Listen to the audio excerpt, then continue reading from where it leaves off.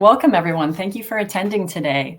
I thought I would start out by introducing the project that we're working on before we dive into our discussion of hip hop, rap, and language.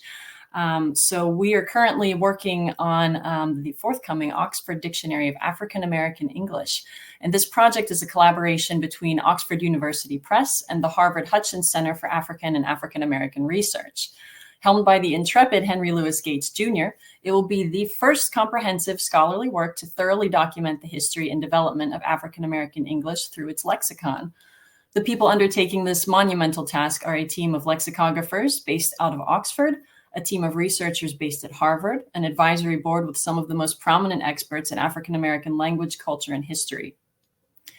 The ODAAE began in 2022 and is slated for its initial round of publication sometime in late 2025, early 2026. So keep an eye out for that.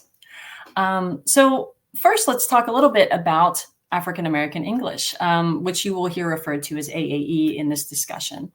AAE, as we define it, is an umbrella term for the varieties of African American English spoken by Black communities around the country, as well as overseas. AAE is systematic with its own phonological and grammatical rules and an identifiable set of lexical items that reflect the many facets of Black culture and history in the U.S. For African American English, we have a variety of sources that we're drawing from for this project. So we are drawing from sources that are representative of AAE from all generations, regions, and era, going back to the first development of AAE. We are looking at different sources such as Black publications like Jet Magazine, Ebony, other periodicals, interviews with prominent figures within the Black community, novels, historical novels such as those by Zora Neale Hurston, and then more contemporary novels, letters, social media, diaries, and most notably for our purposes here, lyrics. So before we talk in depth about that, I'd like to do a quick introduction of everyone on the panel. I'll start with myself. I'm Jennifer Heinmiller. I'm executive editor of this project. I'm co-author of the award-winning Dictionary of Southern Appalachian English. I have a master's in linguistics, a bachelor's degree in language and literature studies. And prior to this gig, I worked in technology and legal as a linguist, data annotation lead, and Japanese English translator. Next, we have Adam Bradley, who is a best-selling author, professor of English at UCLA, and founding director of the Laboratory for Race and Popular Culture, aka the Rap Lab. He is dubbed the professor of hip hop, and Adam pioneered the study of rap lyrics as poetry, and he's worked with some of the leading artists in popular music. As a writer at large for the New York Times T magazine, he tells impactful stories about culture and society. Adam is the author of 6 books, including the Book of Rhymes, the Anthology of Rap, and the national bestseller, One Day It'll All Make Sense, a memoir he wrote with the rapper and actor Common. Next, we have Matt Cole, who is the creator, developer, and editor of The Right Rhymes, an interactive dictionary based on rap lyrics, for which he was awarded the Adam Kilgariff Prize. Matt began his career in New York at the Oxford English Dictionary. He later transitioned into the field of language technology, leading the development of Oxford Language's data platform and helping to launch their dictionary's API program. Since then, he has worked in multiple other industries across software, data, and knowledge engineering, and most recently at Indeed, where he is a staff data engineer. He lives in Southwest London currently, where he moonlights as a hip-hop lexicographer. We also have Anansa Bembo, one of our lexicographers for the Oxford Dictionary of African American English. She completed her BA in linguistics from the University of Rochester and her MA in applied linguistics at Teachers College, Columbia University. Previously, Anansa has worked with multilingual youth in Providence, Rhode Island, and New York, New York. Anansa is also the host of the Black Language Podcast, which seeks to honor Black people of the past, present, and future, a goal she hopes to continue in her work with the ODAAE. So thank you, everyone, for being here and serving on this panel. To break the ice a little bit, we have a couple of poll questions for the audience. How well do you know hip hop and rap words? So of these choices here, which one of these words did not originate from hip hop or rap? And you should have a feature to vote. So go ahead and submit which one you think did not originate from hip hop or rap. Can we vote, Jennifer? Sure. Open to all. A few more seconds. All right, the results were that shrill, and the majority rules here, that is indeed the word that did not originate in hip hop or rap. And could we get the second and final poll question now that everyone's warmed up? So what does stilo mean? A cool or chilled person. B, style, a way of doing things. C, to be seen as a dangerous person. Go ahead and submit your votes. Take a few more seconds for those thinking it over, but we have a clear majority here so far. All right. And again, majority rules. It is style, a way of doing things. So it looks like people are ready for this discussion. So let's go ahead and get into it. I'm going to turn the discussion over to our panelists. So we're talking about hip hop and rap today, obviously. And since our specialty here is defining words, let's define these two terms. So for our panelists, how would you define hip hop and rap? That's a big one and an important one. I'll take a stab at the beginning, first by talking about their relationship to one another. You know, the way that it's often used within the context of hip hop culture is that hip hop is the umbrella term to describe a culture that includes, among other things, rap, DJing, graffiti, dancing, the dance element, all of these elements. Traditionally, they talked about 4, sometimes 5, the idea of doing the knowledge being a 5th. But we can really talk about dozens of elements that define hip hop culture. So that's at least one way of understanding it, is hip hop as an umbrella of which rap is an element of hip hop culture. That's certainly not the only way to think about these terms, though. Any other thoughts, Anansa? I'm just gonna say, I don't think I have anything to add to what Adam said. As he was talking, I was thinking about the sometimes there, sometimes not there 5th element of the knowledge, and thinking about how that knowledge has often been politicized. So it's like maybe your political knowledge of what's going on around you in your community and things like that. But I don't think I have much to add to what he said. One thing that might be worth mentioning too is just to get into the actual source of the emergence of that term hip hop. And the great hip hop historian Jeff Chang reports that, you know, from his understanding, it emerges from Keith Cowboy, one of the rappers in a group that some people may have heard of, Grandmaster Flash and the Furious Five, who, you know, emerged in the 1980s with their big hit, The Message. And supposedly it was Keith Cowboy and then another artist named Lovebug Starsky who were joking around with a friend who was about to be shipped off to the military. And they were kind of mimicking the act of marching, hip hop, hip hop. And somehow that became one of the, at least the mythic origins of this term. And when you're dealing with this kind of oral culture, often we are dealing as much in myth as we are in history, and there's a mystery between the two. So to me, there's something satisfying about that mythic origin of the term. It's worth holding on to. I think it's also interesting, though, how sometimes they're used synonymously to refer to the music, right? Like if you're talking about culture and the elements of hip hop, then people can get very particular about that sort of umbrella. But it's also, you know, super common for people to see and mean rap just as absolute terms for the music. Yeah, and sometimes with value judgments involved. Mm-hmm. Some people think, you know, hip hop is somehow authentic and rap is commercial. I've even heard the inverse of that you know, rap is the real, you know, kind of lyric driven form of the music, and hip hop is more kind of melodic and musically driven. So the fact that there is this instability with these terms speaks to something also really powerful about hip hop's contribution to our language, which is the protean nature of it. It just shifts shapes oftentimes. And the moment we think that we have it pinned down, people may start using it in a different way. So, you know, some of you all who didn't pick the so-called correct answer, wait 10 years. Maybe it'll change and you're right after all.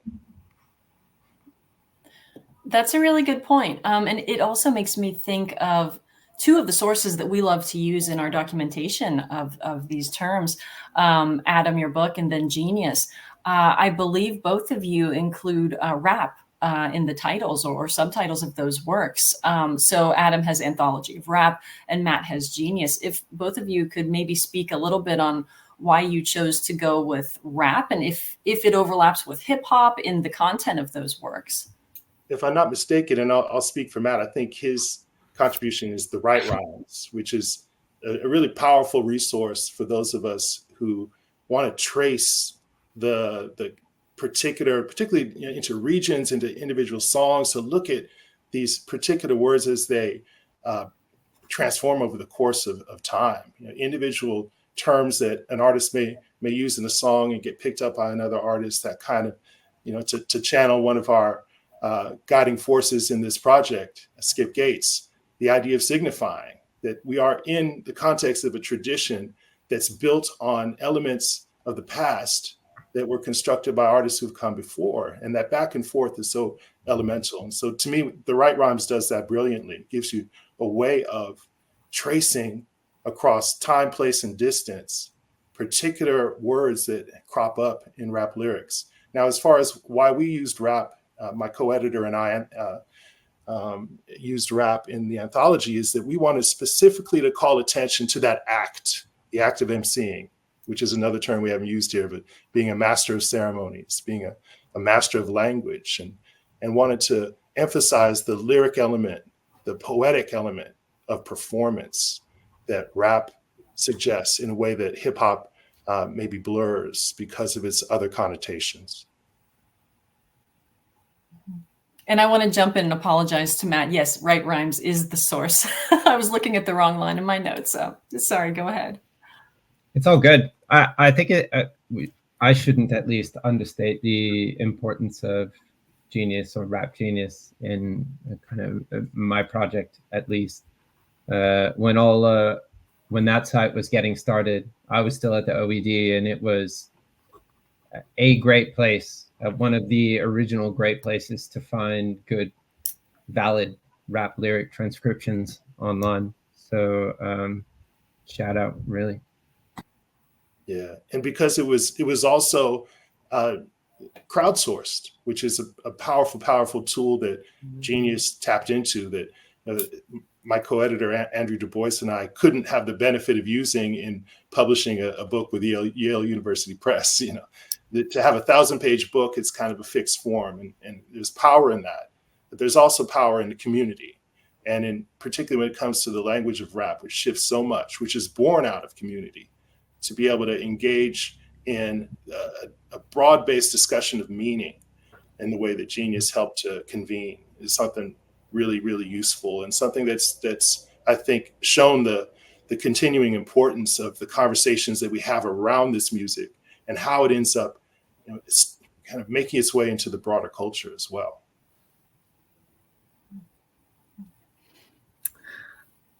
If I can add, just from having, to do the research and stuff for the entries, I wrote down a couple notes about Genius. The first is I totally forgot, but some time ago had a Genius account where, people would, add input to what, lyrics and bars mean.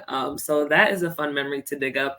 And if anyone from Genius is out there, we use it very frequently for research.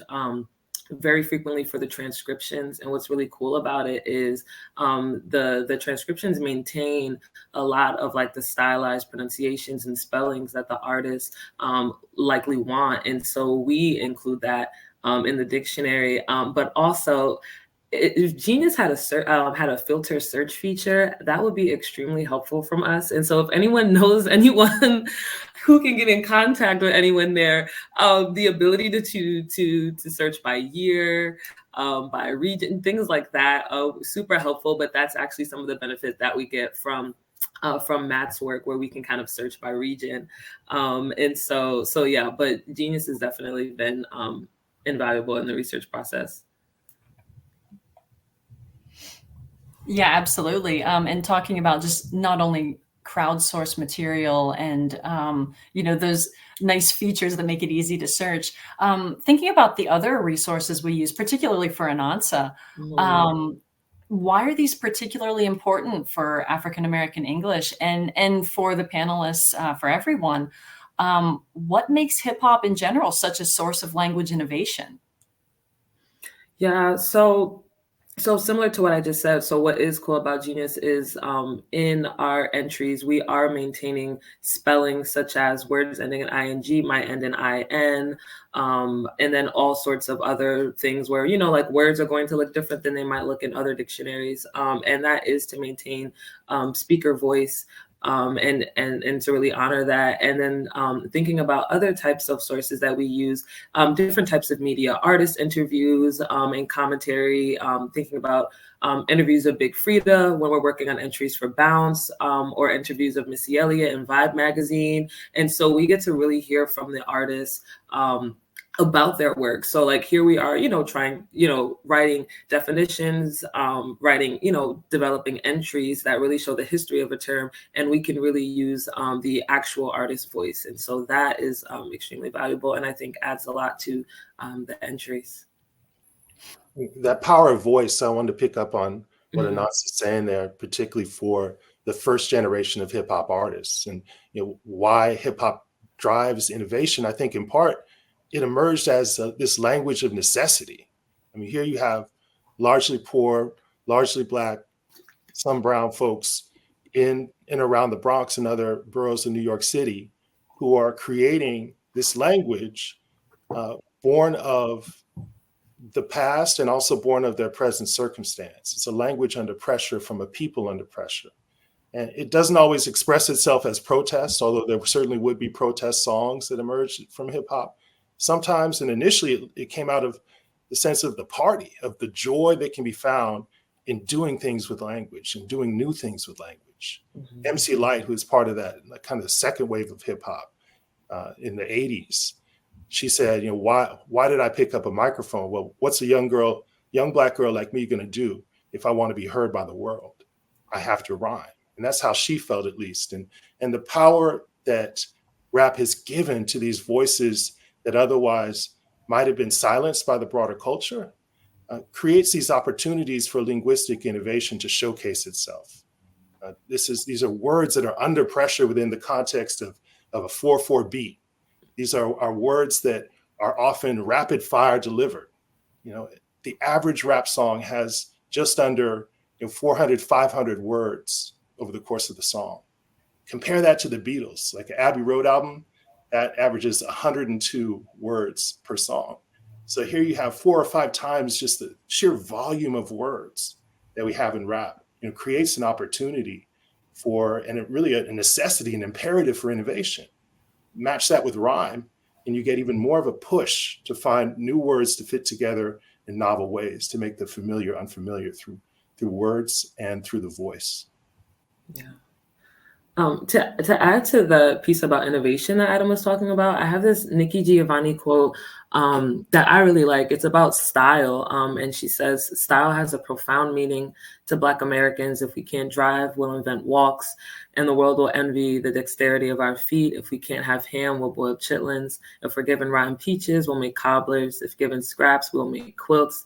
Take away our drums and we'll clap our hands. We prove the human spirit will prevail, and we will take what we have to make what we need. We need confidence in our knowledge of who we are. And I love that, because that is exactly what I think about. And also to point back to something Adam said about hip hop existing within the Black oral tradition of having style and being creative with language.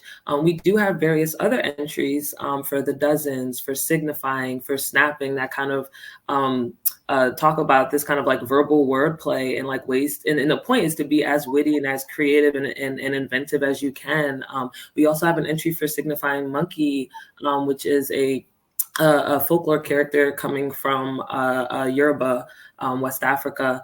And what's cool is when I think about the signifying monkey, I think about videos of Rudy Ray Moore, and he's rhyming. Like he's telling the story witty, it's funny, and he's rhyming in that. And so so for me, all of that kind of innovativeness, inventiveness is really connected, and adds to why hip hop is so innovative.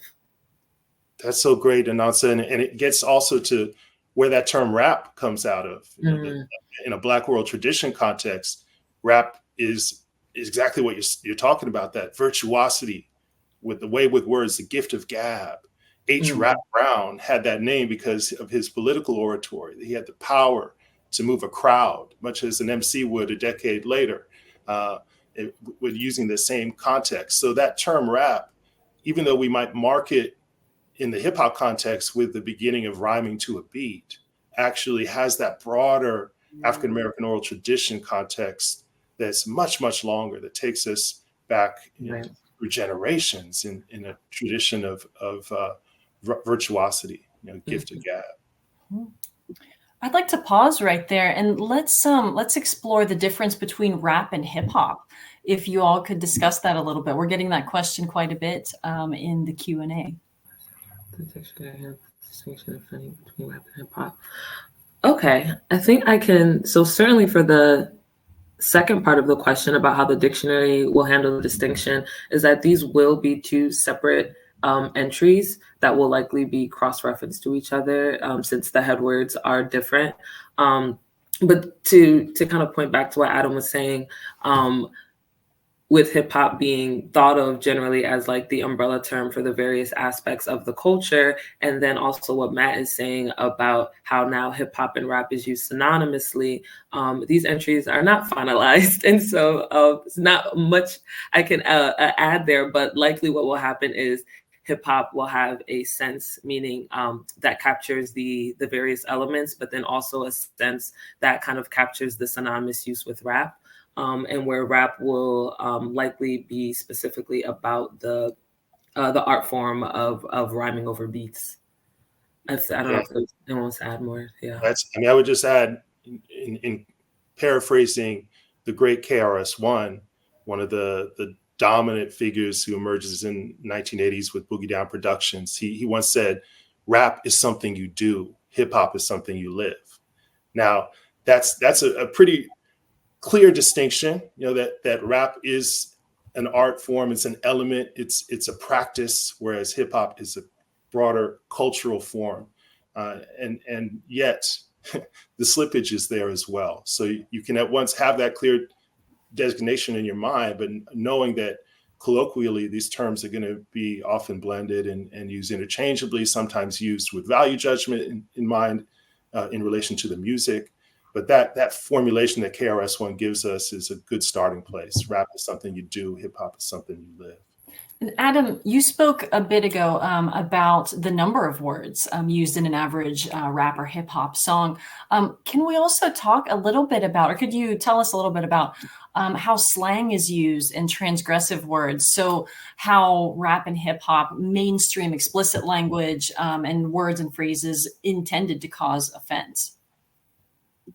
Yeah, there's an amazing interview that Tupac gives in the mid 90s, and it's worth searching this out. I think he's talking to MTV's Tabitha Soren, and he's talking about how hip hop is this form, and rap music in particular is a genre that isn't always polite, that's designed to shake people.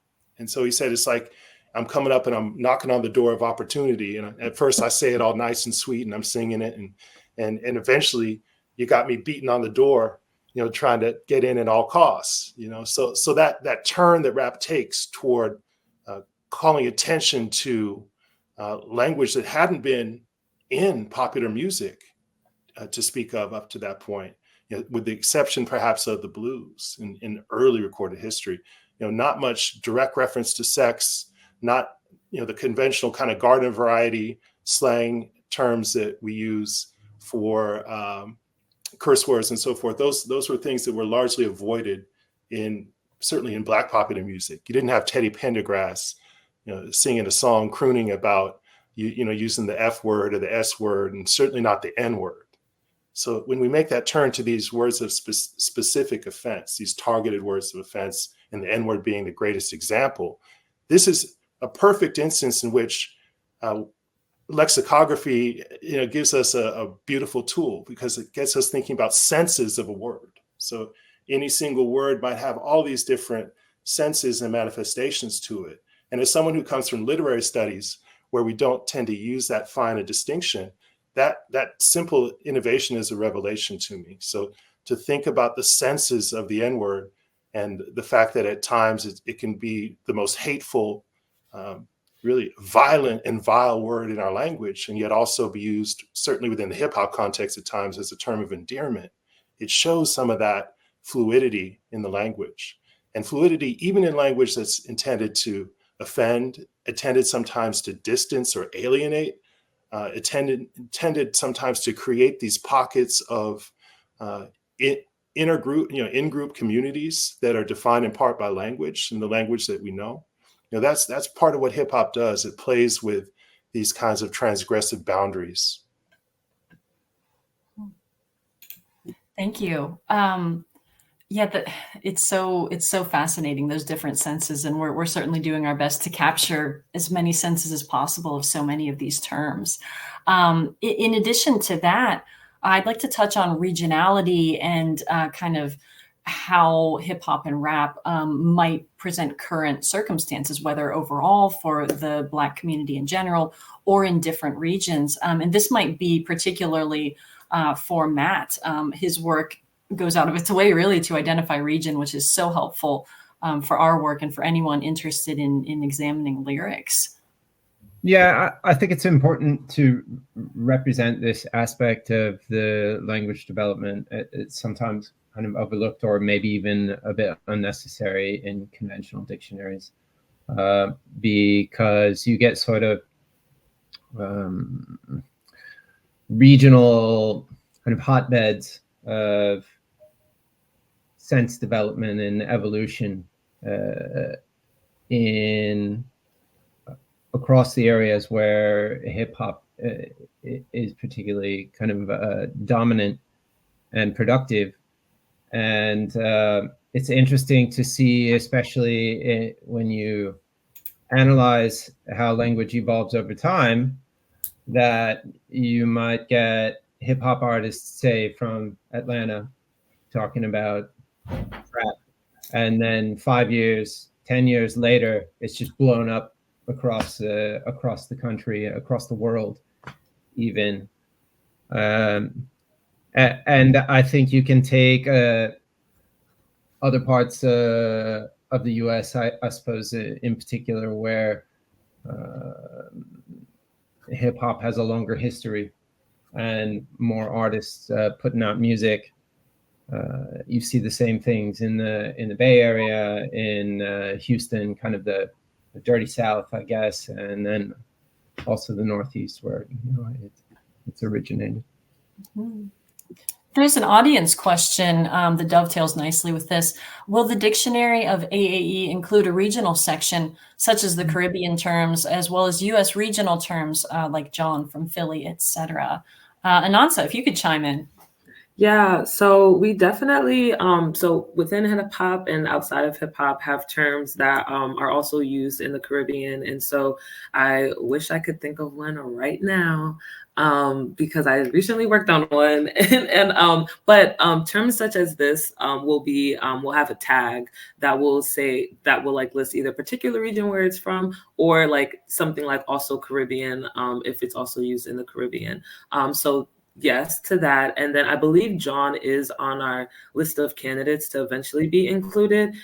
Super regional term to Philly. But I know there is, I don't know what, New York and Philly have a couple different beefs, sports-wise, language-wise, because then some people will say that in New York we were using John, and we were, but I definitely associate that with Philly, just because, it's kind of like a catch-all noun that gets used. And so I do not envy the person that has to work on that entry because of that. But words like John and other terms where we can really pinpoint the region where it's either coming from and then maybe eventually spreads, or coming from and kind of like stays there, that regionality will be noted in the entries as well. And specifically on Jean, I grew up largely on the West Coast and went to college in Portland, Oregon. I remember the roots big album, Do You Want More, had come out, and somewhere on that, Black Thought says John. Maybe it's Malik. He was saying John multiple times on there, and I just kind of sang along to it, rapped along, and didn't even realize what was going on. And then fast forward about 5 years, and I'm on the East Coast now, and hanging out in New York. I ended up backstage at a concert and met Black Thought, and he used it in the context of the conversation, the brief conversation that we had. And all of a sudden it clicked. And it's like, okay, I understand it now. And as I started hanging out with more folks from Philly, although I did hear also that New York rumor, it's such a fascinating little bit of kind of a utility tool of language, that particular instance. And it comes up in Philly-based hip hop quite a bit, certainly with the Roots, but Schoolie D and others who use the term.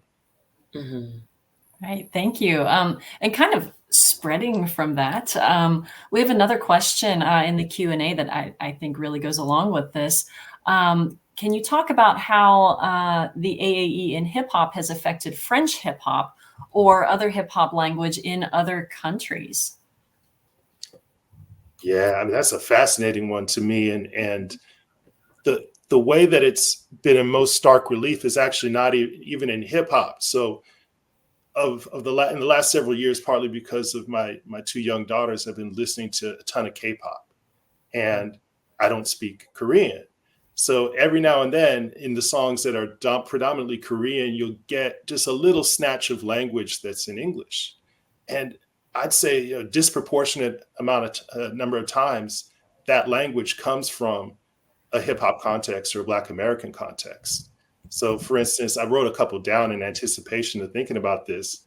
So on an early song from BTS, they talk about how they just keep it popping, or there's another song from a group, Stray Kids, pretty well-known group, where they boast about our dishes here are so bussin', so you hear in the context of this swirl of language, sometimes sung, sometimes rapped, in Korean in this case, these moments that stand out in stark linguistic clarity that emerge from a hip hop context. And I know that's also something that's happening in other language communities as well across the hip hop world. I mean, hip hop is such a global form of expression and culture, and rap is such a powerful idiom that people from all over the world have taken to, that you'll see these grassroots iterations of the music and the culture and the lyrics that sometimes have direct reference to Black American origins, and sometimes not as much. Sometimes are more driven by what's around it, like in Moroccan hip hop, drawing from Arabic language and French language and English language, sometimes even in the same verse. It's incredible to hear. So much love for French hip hop, because it is one of the biggest communities that embraced hip hop culture, soon after it was born in the US, and has one of the most robust hip hop cultures outside of the US. Could we zoom in a bit, going from global all the way down to individual words and back to the US? Could we have some examples of words that originated within hip hop and rap, and how they have contributed to the linguistic landscape within the Black community, and then more broadly? I think, okay, I'll just say my first thought before the tangents in my head. What I find so cool is all of like the sub movements and subcultures that you have within hip hop, where similar to what Adam's saying, where talking about other countries and how sometimes things will point to Black American culture, but also be influenced by the local culture that's around. Within the US, we have like subcultures that are really influenced by the cultures that are around the, that are in, in the cities. And so we do have various words drafted and listed to be drafted that kind of speak to the different styles and subcultures within hip hop. And some of those are hyphy, boom bap, chopped and screwed, and bounce, just for a few examples. And what I find really cool about some of these words in the research process is we can really see how these terms are a reflection of the culture surrounding it. And so with hyphy music coming out of the Bay, and hyphy culture in and of itself being hyper and high energy and kind of really exaggerated in that. And then we see that reflected in the etymology of the term hyphy. And then for boom bap, which is said to be coined by Tila Rock, but it's an onomatopoeia of the sounds commonly associated in East Coast New York rap. So even if a song is being released now versus if it's being released in like 1998, if it still has these like the boom bap elements, it can still be considered boom bap. And then we have bounce music from New Orleans being really characterized by the up-tempo rhythms and a lot of moving of your butt. And then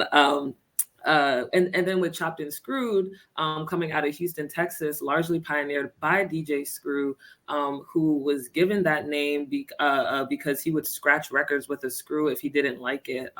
And so it's like it's so cool to see how the culture surrounding what's happened with the innovation in the music is also like has to create it necessitates language, and then now we have that language for it. So yeah. Probably though it's far less common for that to happen than it is for a sense that's kind of originating amongst people who are into hip hop getting popularized by the music. And so it's really difficult to pin down an actual coinage, unlike some of those really good examples that you gave. But it might be the case that the first evidence that we have of it being written down or published is in lyrics from a hip hop song, but it was being used, prior to that, of course. Yeah, I mean, rap is a powerful means of amplifying language. Sometimes inventing or innovating, but the amplification is really the key where it makes that move. And one of the great instances of that to me, comes back to 1999 with a song from New Orleans by YG with a very young Lil Wayne. I think Lil Wayne was 17, song called Bling Bling. And that term bling as a way to talk about diamonds, jewelry that shines, became such an evocative term that in the last years of her life, my grandmother was using it, and she was darn near 80 years old and using the term. And that's when I knew I no longer could use it myself as a 20-something who loved hip hop, that word was dead. And so we had to move on to other things, whether it's ice or whatever other kinds of evocative way of talking about the jewelry that I couldn't afford and probably still can't afford now. So that's one where it started as, no doubt, a term that was just circulating in the community and in Black linguistic communities that bubbles up in a particular song, mix of metaphors, but it amplifies to the point where all of a sudden everyone in the country and around the globe understands what that term means. Supposedly, even the Queen of England once used the term in reference to the British crown jewels. So, I mean, this is the kind of way that this language moves, and the power of the voice to the beat, the way that the rap's beats highlight and rap's musical context highlights language in a way that's maybe more emphatically so than in other genres, occasions things like this in language where they can have that dissemination that's so powerful, so quick, and also has a half-life, at least in the kind of hip and popular part of the people who are actually creating the language, where you got to make new stuff. Wouldn't use another word, but got to make new S. That's such a great point about how language, it's generational, and sometimes, even just a fragment of a generation, and it'll fade away for various reasons, such as grandmothers adopting terms. But I guess before that, within hip hop and rap, or outside of it, who pushes the language change? So who has to endorse new words or senses emerging from hip hop in order for them to catch on, either within the world of music or in broader society?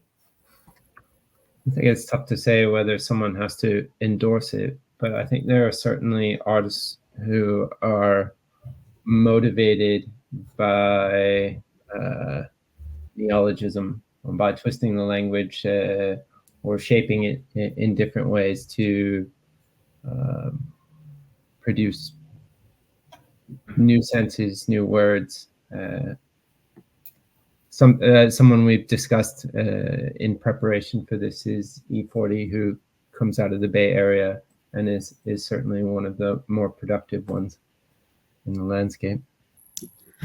Yeah, and I guess to add to that, what I find cool is, so people like E40. Did E40 ever come out with the glossary that he was supposed to? I don't recall, but I know that he was said to have done that. And then when I think about Big L's Ebonics song, which really like chronicles language, and so I one of the things I think is cool is like seeing these artists who are respected, seeing a need for like for defining language for themselves, and for developing, glossaries, or just seeing like the richness in that language. And what it reminds me of is earlier examples of dictionaries and glossaries we have from people like Zora Neale Hurston and Cab Calloway. Like this feels very much so in that tradition. And something else that I had thought about is the Dun language, which I don't really know if that really caught on that far outside of New York, which is coming from New York City. It's commonly associated with Mobb Deep, but similar to something that Matt said earlier about kind of coinages being tricky. There is kind of rumors about who exactly was using Dun language first. But one of the features of that is to kind of take that, so words that begin with S would be replaced with D. And so we actually have an entry for dolo in the dictionary that has a couple different senses. And so that the etymology for that points back to Dun language. So I don't know how far that caught on outside of that, but certainly dolo has been used really widely. And of course, another structure similar to that would be Snoop for shizzle, the izzle sort of thing that he played around with, that maybe penetrated the culture more profoundly, in at least the general culture. Mm-hmm. Although I do remember that Dun language. Yeah, that was a deep cut, right? Yeah, love it.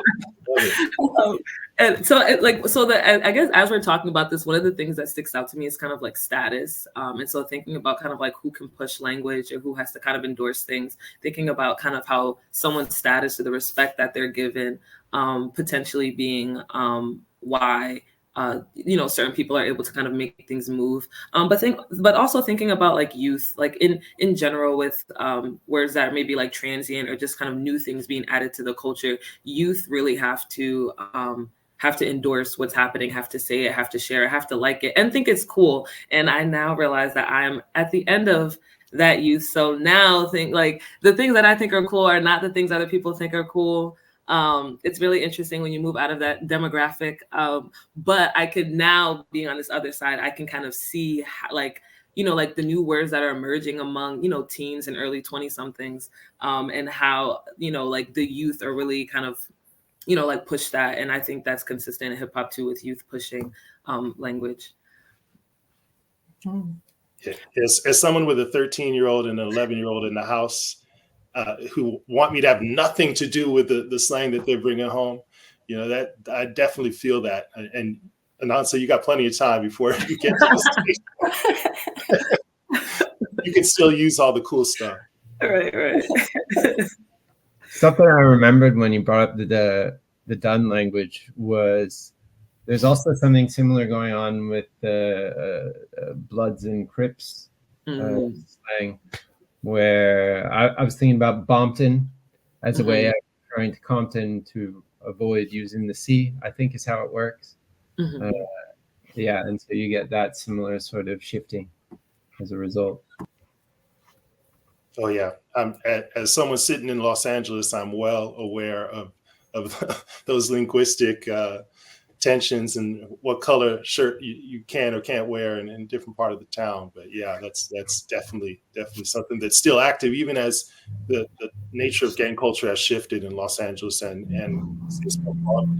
those kinds of kind of policing the lines of that language still bubbles up in artists like Schoolboy Q, a little bit in Kendrick Lamar, and basically that whole clique of folks from Los Angeles are mindful of that. And you'll see it every now and then in some of their songs. Well, we have about 10 or 15 minutes left, which I'd like to devote to audience Q&A. And we have just a slew of questions already waiting for us. So I'm going to go ahead and jump into those. We have an interesting question here that we kind of touched on before from Kelly Poon. Adam mentioned that hip hop was one of the first genres to use offensive material, in quotes, as opposed to the blues, etc. Do you think hip hop has contributed to normalizing derogatory language? I think it has contributed to broadening the linguistic range of what's acceptable within popular music. I do think that that's true. And so I don't know if we can curse here or not. I've been avoiding it, but like the garden variety curse words, it used to be that if you were a major pop star like Taylor Swift, you wouldn't be using the S word or the F word. A lot of her music now uses that. I think that's in part emerging out of a shift that happens that's led by hip hop, but not exclusively by hip hop culture and rap music, to mirror more closely the way that people actually speak. So this isn't Paul Anka lyrics from the 50s or something. This is trying to get close to the way that we talk to each other in community. And sometimes that's, I don't know about y'all, I mean, sometimes that's cursing. And so I think the fact that rap has this proximity to everyday speech that a lot of more ornate and artificial forms of lyric don't have, that there is that proximity, leads to a broadening of expressive registers that includes, among other things, language that some might deem offensive. Now, subject matter is a completely different question, and I think that maybe we can bracket that out, but it's also worth addressing. That rap has often been criticized for misogyny, homophobia, sexism, a range of offenses. And to me, that also reflects a broader cultural context. I mean, the biggest gangsters in the world right now are politicians. They're not rappers. The most offensive things that are happening in terms of sexist and misogynist language not coming from rap. So it's a way to understand maybe the shift in our cultural values and norms more broadly, that rap is partaking in that, and sometimes is even kind of out ahead a little bit in certain ways. The difference being the aestheticizing of it, though, that motherfucker can just sound so good out of certain mouths, when it's rapped to a beat. Some of this language can take on a power and an expressive range that's only possible through the kind of expression the rappers give to it. And it does something that actually, I think, changes fundamentally what this language does in the world. And it's not as simple as just saying it's derogatory or curse words alone. It has a power, a force, and a beauty at times that's within it. Thank you. Next question.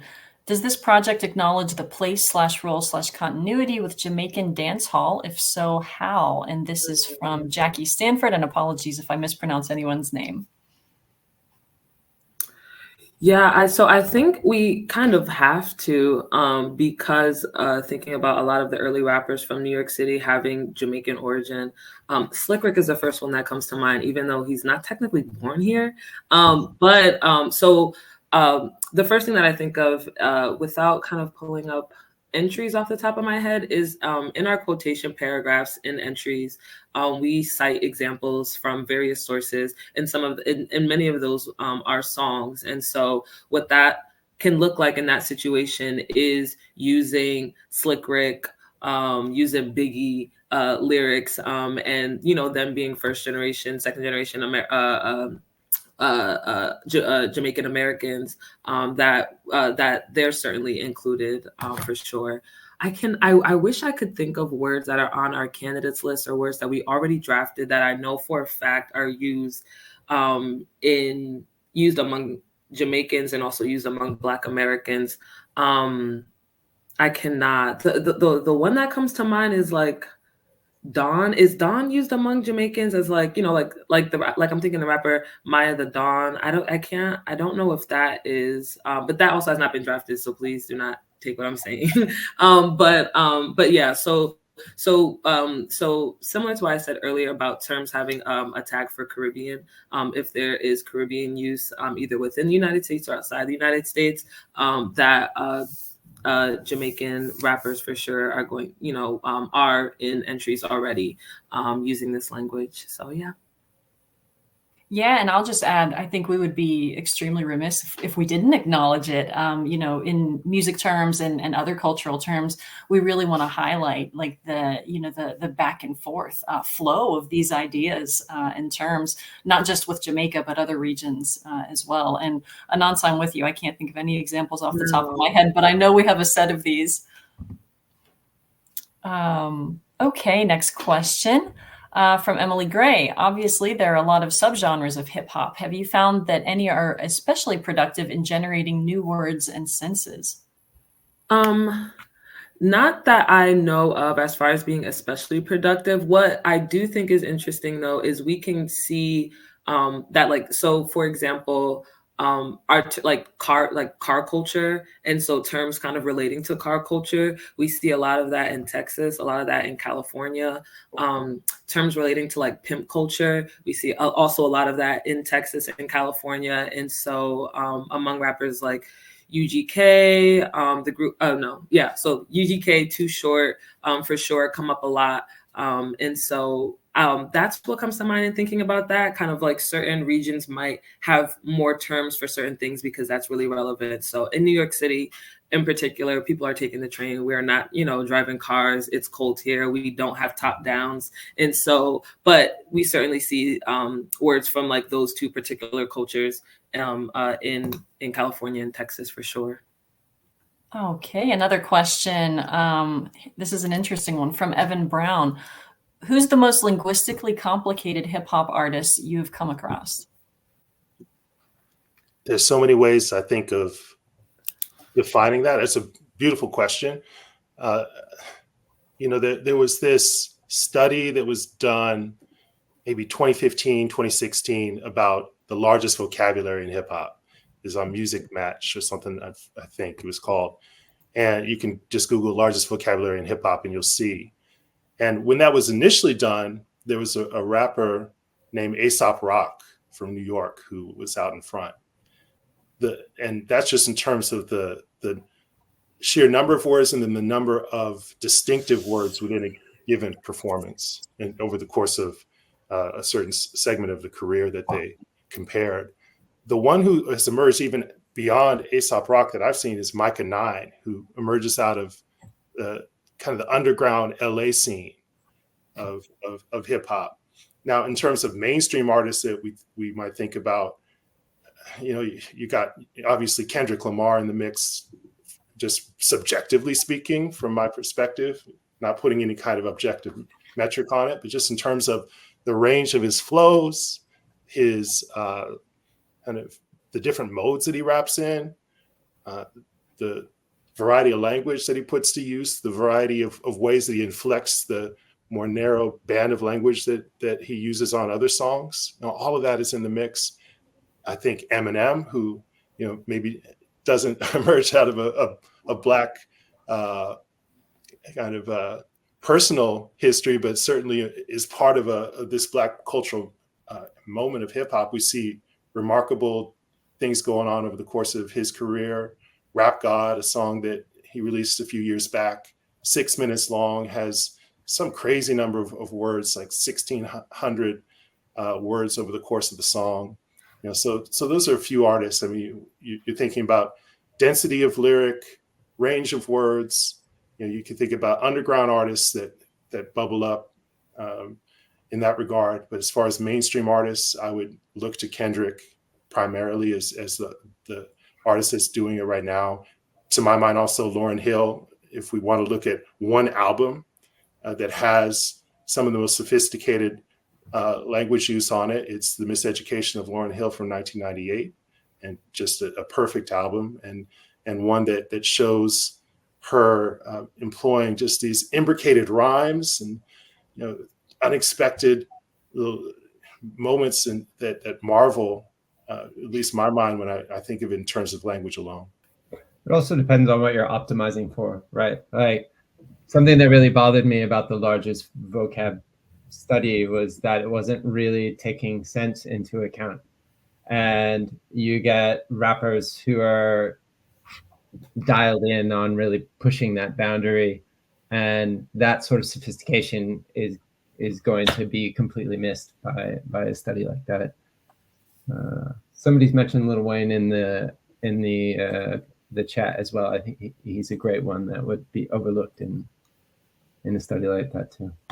Yeah, you're right. I mean, Lil Wayne would be completely overlooked because a lot of what he's doing with the range of his language use is about shifting senses, sometimes within a narrow band of words, at least more narrow than some of these artists that are, the antithetical, this about doing that kind of rhyming, and that's so there's, I think, a bias in a study like that toward a particular kind of style, and one that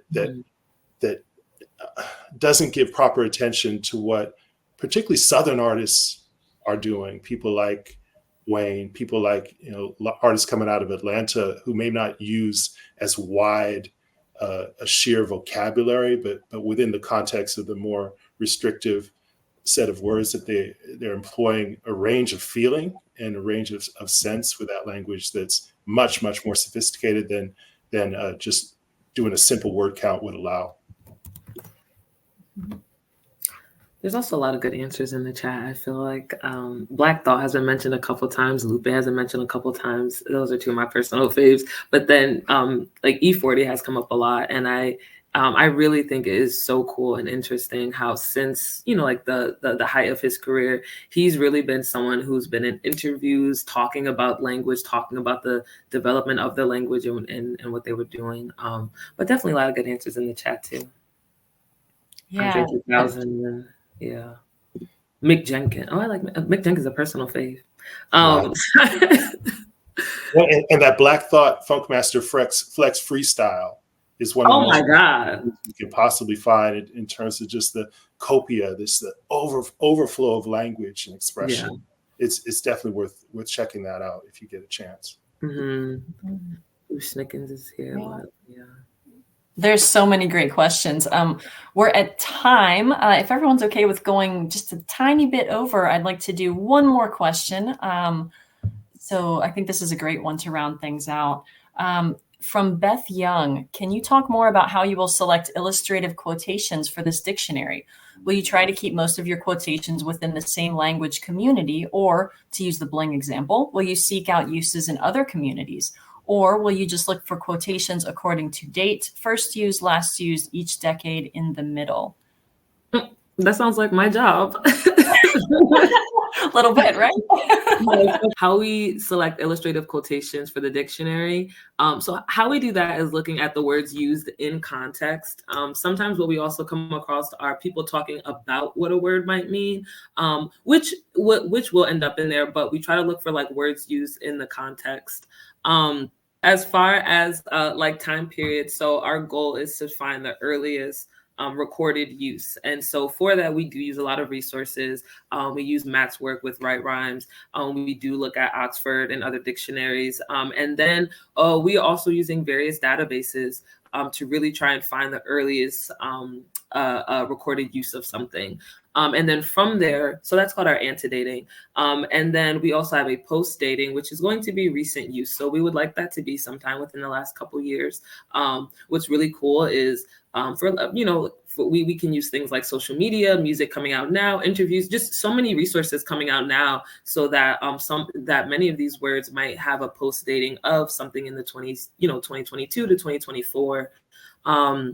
And then throughout our interdating, we try to keep that, I don't know how to say it, try not to kind of overfill with like too many quotations in the middle, but we do try to have a solid amount that shows use over time. And so sometimes that does look like one per decade.